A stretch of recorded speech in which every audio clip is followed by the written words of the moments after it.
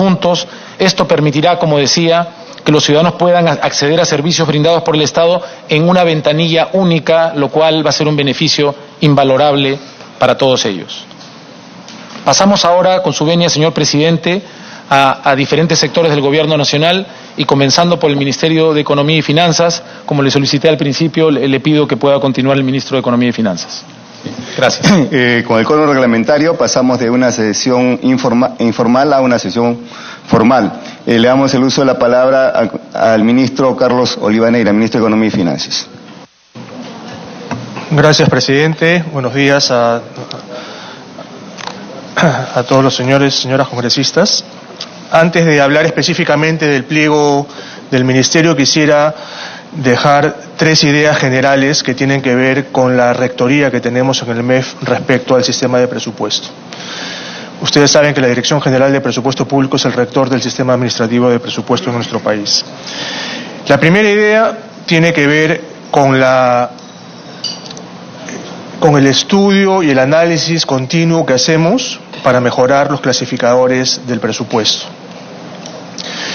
Y hemos intensificado esta labor a partir del año 2019, ¿no? En enero salió una primera directiva y ahora en abril ya estamos trabajando con una serie de grupos de trabajos para mejorar los clasificadores presupuestarios, porque históricamente tenemos casos en los que el clasificador no refleja exactamente lo que se está haciendo, ¿no?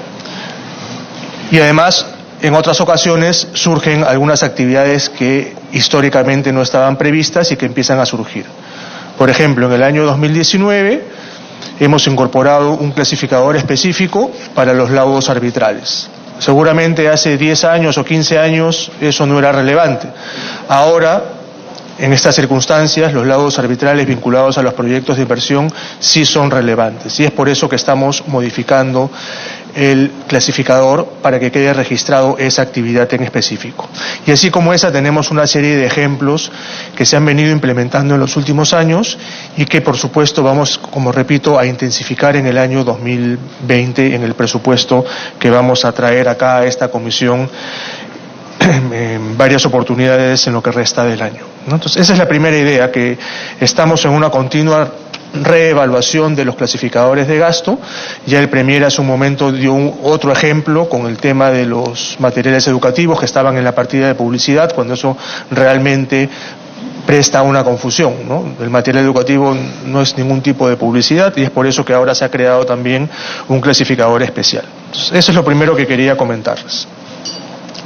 Lo segundo es, utilizando también el decreto legislativo 1440, ¿no?, que es la Ley General del Presupuesto, este decreto legislativo que se aprobó el año pasado, en septiembre. En el artículo 7 tenemos las características del titular de la entidad. Entonces, también es muy importante que todos sepamos que cada titular de entidad es el responsable por conducir la gestión presupuestaria hacia el logro de productos y resultados priorizados en las leyes de presupuesto. Entonces, la responsabilidad de qué se hace y qué se prioriza es de cada titular de pliego, ¿no? No es ni del Premier ni del Ministro de Economía en el resto de los pliegos. Nosotros somos responsables de nuestros propios pliegos y hacemos las priorizaciones dentro de nuestros propios pliegos, ¿no? Y es por eso que ahora yo les voy a mencionar el tema del Ministerio de Economía.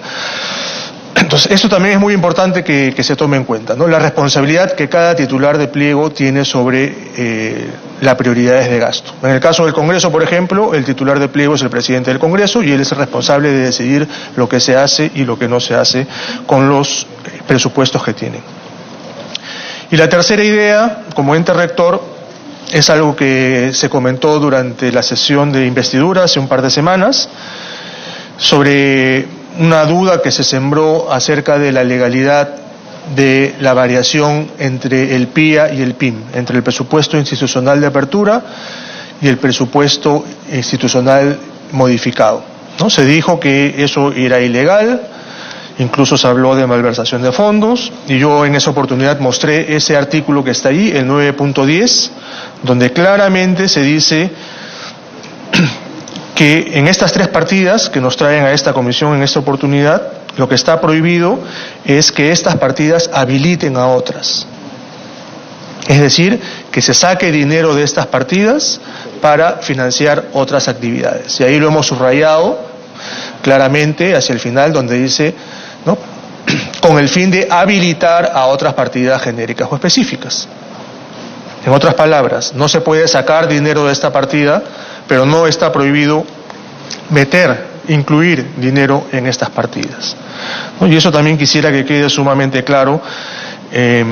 Esto lo hemos discutido además en esta misma comisión el año pasado, cuando estuvimos acá en 6 o 7 oportunidades, se habló de este artículo, y en ese sentido pues creo que queda sumamente claro de lo que se está haciendo en la ejecución presupuestaria está dentro del marco legal, y es por eso que existe una variación entre el PIA y el PIM. Y el tema de ¿por qué se prohibió habilitar a otras partidas? Es porque en algunas ocasiones, lo que nosotros buscamos es que los presupuestos sean lo más precisos posibles, lo cual implica hacer una buena programación presupuestaria. Y a veces no se hace esa buena programación y se incluyen algunas bolsas de dinero. Esto también lo hemos discutido cuando hemos estado en esta comisión el año pasado, ¿no? Entonces, para evitar que se programen bolsas de dinero en algunas partidas y después se empiece a sacar plata de esa bolsa para financiar otras cosas, es que se puso esta prohibición que, reitero, fue conversada, discutida y aprobada en esta comisión, ¿no? Entonces, esos son los 3 temas que quería dejarles sobre la mesa como rector del sistema administrativo de presupuestos.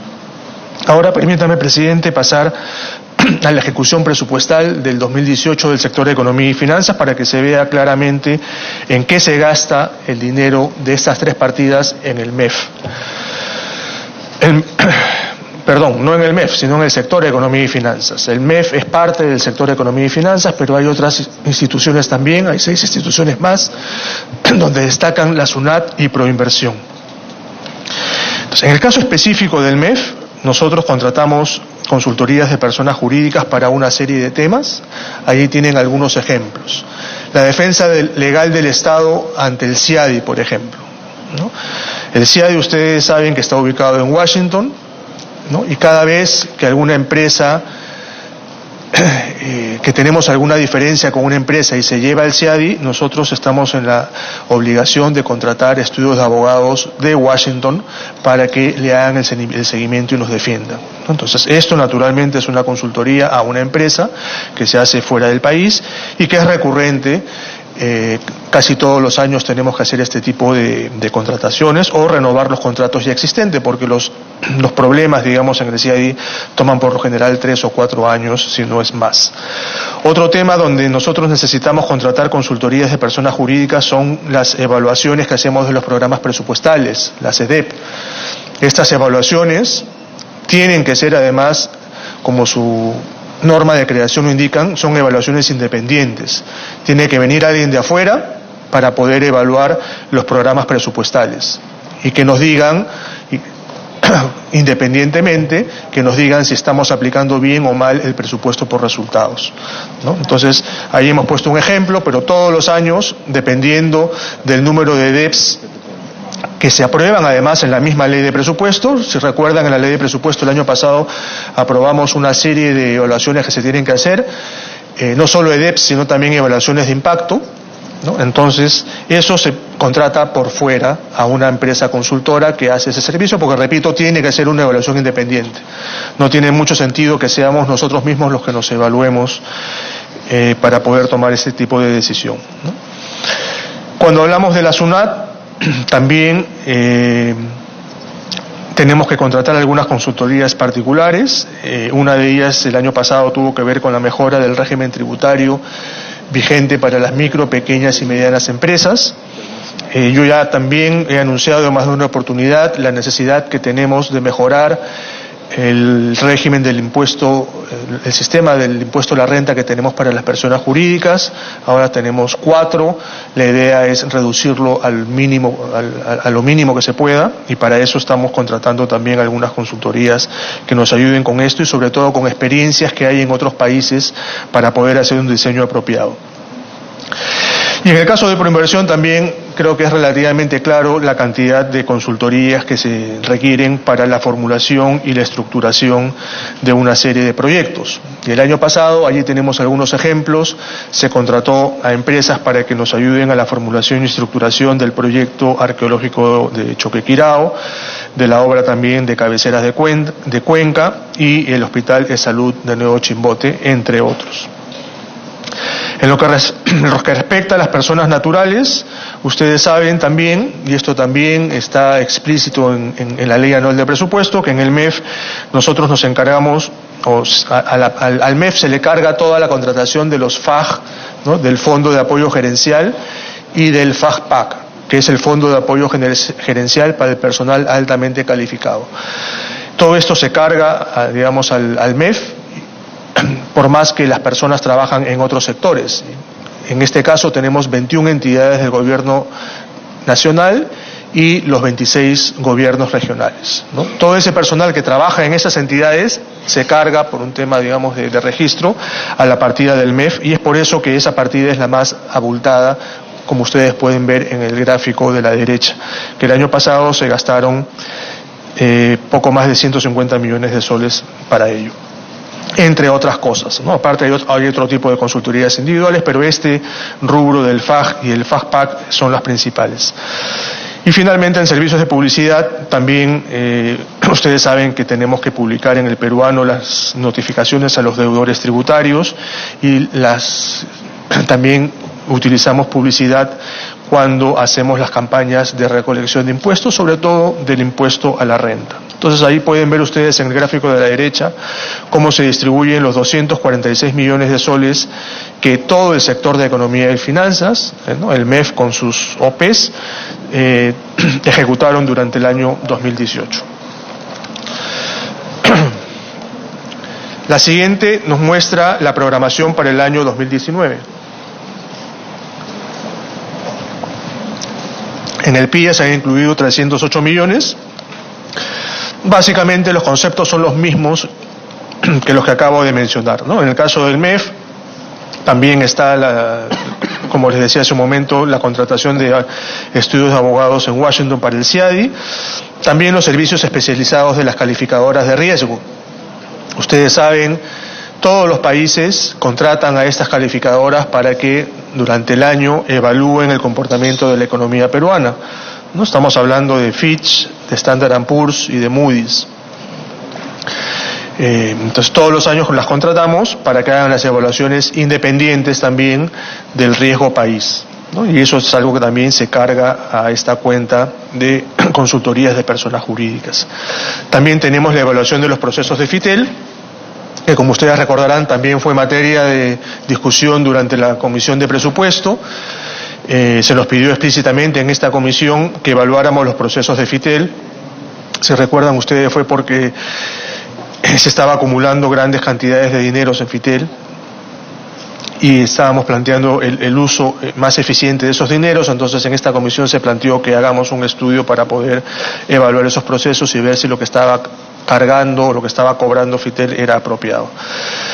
En el caso de SUNAT, otro de los ejemplos de consultoría que se registra como consultoría tiene que ver con la masificación de los comprobantes de pago electrónico, ¿no? Esto requiere contratar a una nube, ¿no?, lo que se conoce en el mundo digital como la nube, el cloud computing. En ese sentido, pues, tenemos que contratar este servicio porque naturalmente es un servicio que lo dan empresas que están por fuera del sector público. Y en Proinversión tenemos también una serie de consultorías que tienen que ver con los proyectos que ustedes ven allí mencionados, ¿no? El primero de ellos, la PETAR del lago Titicaca, que es un proyecto que está programado para ser adjudicado en 2 semanas, ¿no?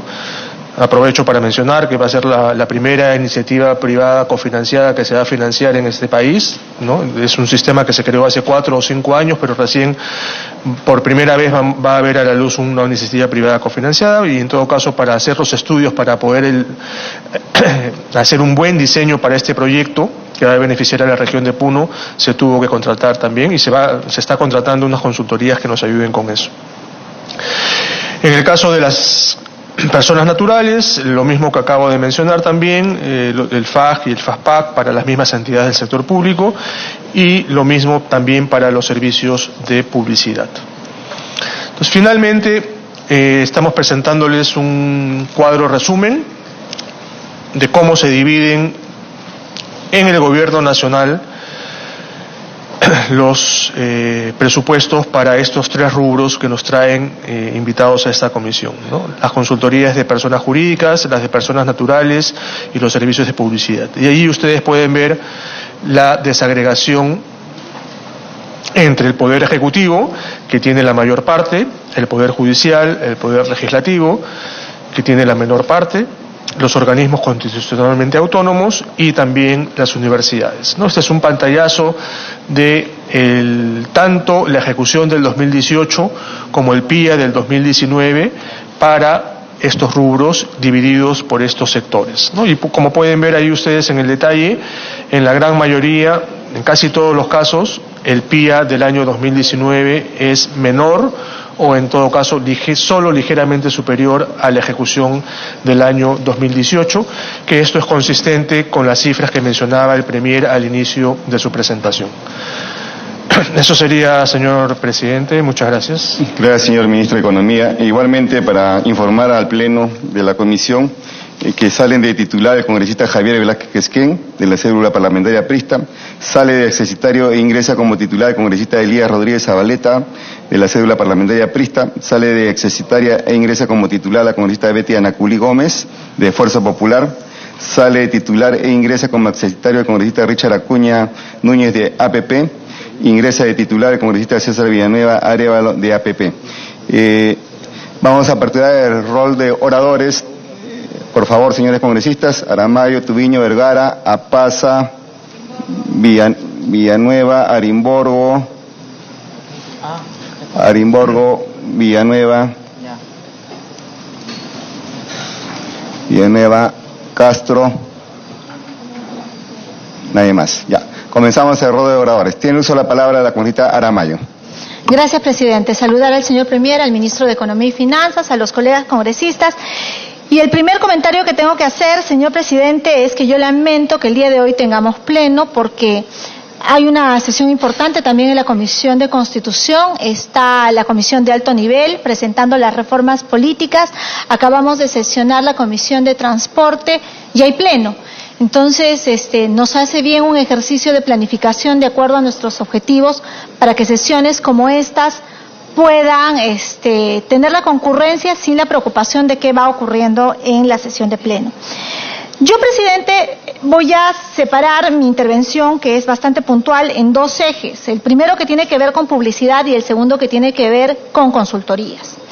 En el tema de publicidad, como antecedentes, tenemos algunos montos que se han ejecutado a nivel nacional, porque lo que ha presentado hoy el Premier a invitación de la Comisión son los montos que se ejecutan a nivel de todo el gobierno, incluidos los diferentes niveles de gobiernos regionales y locales.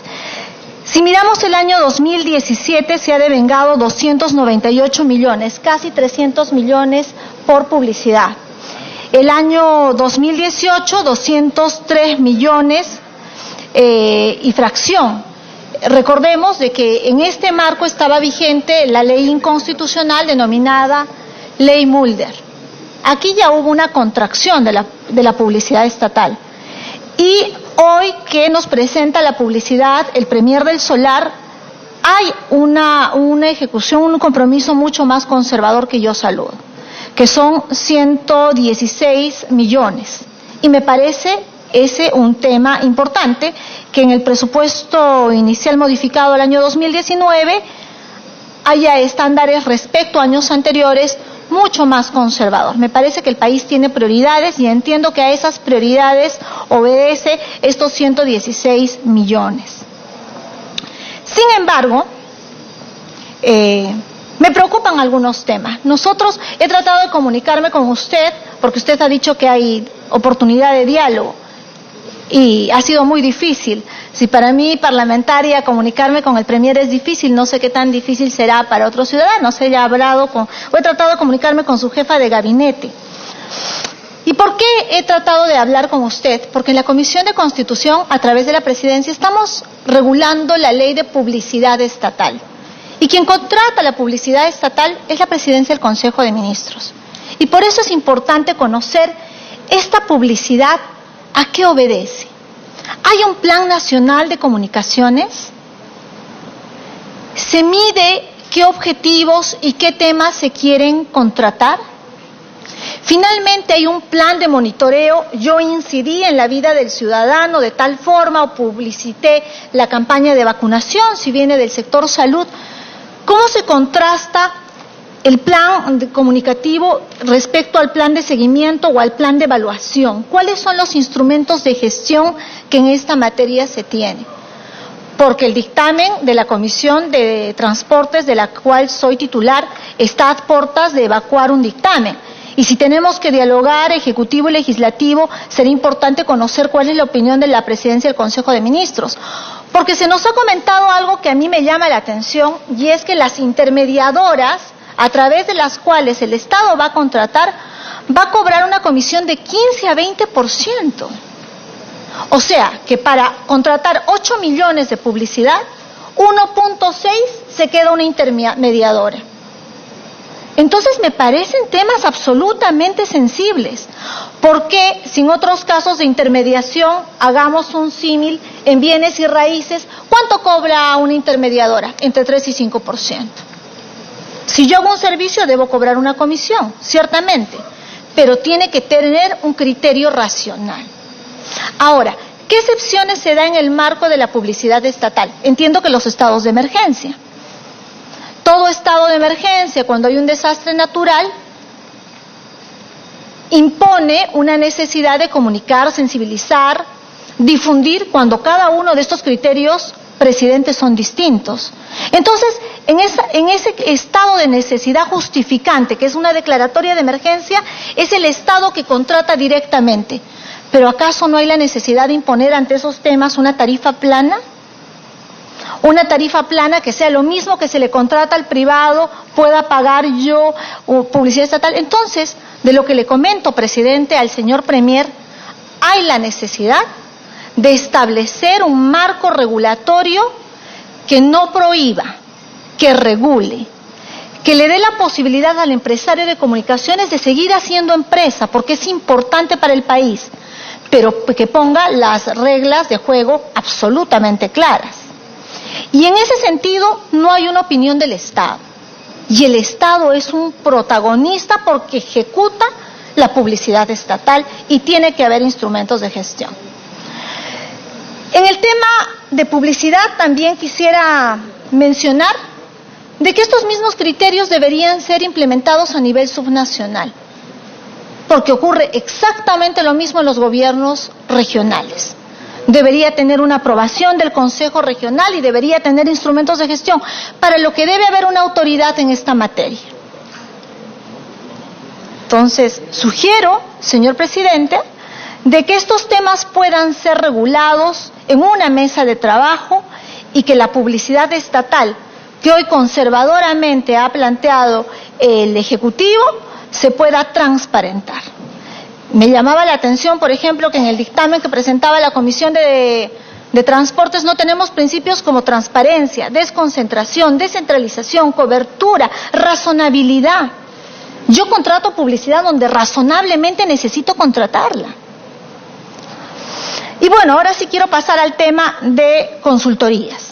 En el tema de consultorías, lo que hemos escuchado, señor presidente, es el presupuesto inicial de apertura, pero no se nos ha presentado una ejecución de compromiso del presupuesto modificado. Y yo creo que ahí sí nos llama la atención, porque en el presupuesto modificado se ha aumentado una cantidad importante, una friolera importante de más de 4.000 millones en concepto de consultorías. Y ese dato sí es importante que se nos precise por qué se contrata consultorías, por qué se planifica en un rubro, en inicial de apertura un monto, en el modificado se cambia, ¿en mérito de qué? Tengo, para ilustrar con un ejemplo, el año de ejecución 2019, la genérica 5.23, actividades y proyectos, que dice, por ejemplo, y esta solamente la he buscado para ilustrar, en el tema que tiene que ver con servicios profesionales y técnicos, servicios de consultorías por personas jurídicas. ¿Cuánto estimaba el PIA? 417,000. ¿Cuánto está en el inicial modificado? 781,000. Me da la impresión que cuando quiere tener un emprendimiento el gobierno nacional, porque puedo estar equivocada, cuando se quiere implementar algo, se quiere desarrollar algo, se quiere innovar algo en el aparato estatal, todo se hace a través de consultorías. Entonces, ¿dónde queda el plan de fortalecimiento de capacidades? Porque, y esta es una pregunta que le traslado a través suyo al señor ministro, en la página 32 de su presentación y 33 nos refieren a qué contrata, y también a modo de ejemplo, qué contrata por consultorías el MEF. Servicios de consultorías, defensa legal, SUNAT, Proinversión. Y en el MEF hay apoyo, seguimiento, ejecución de programas presupuestales, contratación de consultorías por fortalecimiento de capacidades, por PAC y otros criterios. ¿Por qué se contrata a los profesionales bajo ese criterio? Pregunto y respondo. Se contrata por ese criterio porque en algunos casos los profesionales que contratan por ahí ganan más que el tope que permite la ley, que son los 15,600. Hay profesionales que ganan 20, 22,000, 24,000 y quizás reúnen los méritos para obtener esa remuneración. Pero hay que recordar que estos funcionarios contratados por estos mecanismos FAC, PAC, no tienen ningún vínculo de responsabilidad con el aparato estatal, ninguno. Y todo lo que contrata el Estado para innovar, crear, desarrollar, modificar en los últimos años, se hace por consultoría. Entonces, ¿en qué quedó el plan de desarrollo de capacidades del país? ¿O no vamos a trabajar por la institucionalidad? No, congresista. Voy a terminar y con todo gusto le escucharé. Entonces, ocurre que es realmente importante que se desarrolle un plan de capacidades y que permita conocer en qué estamos trabajando, porque ha dicho usted algo importante. Esos Sinermin, que tiene la mayor grueso en materia de consultorías o en temas de publicidad. Bueno, si Osinermin, de acuerdo a sus competencias, por los siglos de los siglos va a supervisar, ¿por qué lo tercerizamos? ¿Por qué si el Ministerio de Educación hace el acompañamiento y monitoreo de profesores de manera regular, no desarrollamos capacidades competitivas en el Minedu y tenemos un área que fortalezca institucionalmente el Minedu, que fortalezca Osinermin y que tenga un vínculo de responsabilidad en lo que crea? Entonces, me parece importante que cada vez que el Estado no se ponga a modo a consultoría, que pensemos en el desarrollo de capacidades de cada uno de estos rubros. ¿Hay alguna otra forma de hacer en el Estado que no sea a través de consultorías? Y finalmente, porque estaré pendiente de sus respuestas, quería saludar el anuncio que ha hecho el ministro de Economía, que se vaya a contratar las PETAR, que son las plantas de tratamiento de aguas residuales para Puno y descontaminar el lago Titicaca. Creo que esa es una buena noticia, que tendremos que ver en cortos plazos que esta olla hidrográfica que atrae turismo al país pueda estar descontaminada. No se puede dejar al margen la rectoría en materia de consultorías y publicidad. Gracias, presidente. Yo me disculpo, como dije, estamos sesionando de materia simultánea y soy miembro de la Comisión de Constitución. Retornaré para escuchar sus respuestas. Gracias. Se agradece a la congresista Aramayo. Tiene el uso de la palabra la congresista Tubino. Nos está pidiendo una interrupción la congresista Arauz. Tiene el uso de la palabra la congresista Arauz. Muchas gracias, señor presidente, y gracias, señor Tubino, por su amabilidad y la cortesía habitual que debe haber entre congresistas, que no ha lucido la anterior exponente.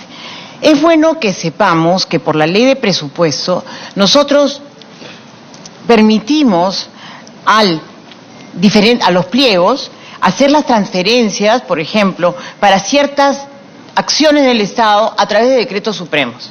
O sea, lo tenemos por ley de presupuesto, esos fondos están definitivamente presupuestados, pero tienen que hacerse las transferencias intersectorialmente. Por ejemplo, en este caso se lo puedo poner, señor presidente, que es para que Ocinermin tenga que tomar ciertas acciones, como por ejemplo el pago de la adenda, la segunda prórroga del plazo de contratación de locación de servicios del proyecto Mejora la Seguridad Energética del País y Desarrollo del Gasoducto Subperuano, y la adenda para contratar las pólizas seguras de esos bienes de la concesión del citado proyecto, o sea, los tubos que tenemos que cuidarlos mientras estemos en los diferendos.